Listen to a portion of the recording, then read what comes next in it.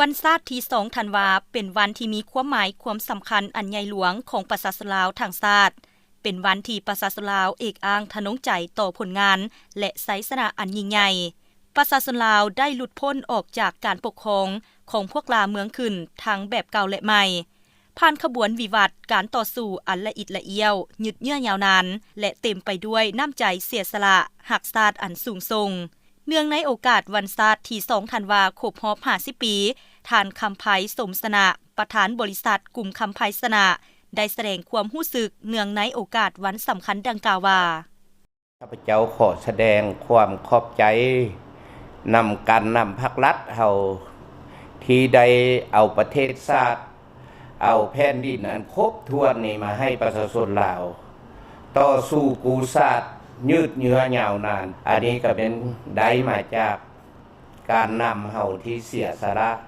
เลือดเนื้อทุกสิ่งทุกอย่างเอามาให้พ่อแม่ประชาชนลาวเฮาทั้งชาติอยู่ดีกินดีว่าก่อนจะมีเฮามันต้องมีพรรคมีรัฐมีทหารมีตำรวจอันนั้นแหละมันจังเป็นบ้านเป็นเมืองเนาะและฉะนั้นข้าพเจ้าขอประกอบ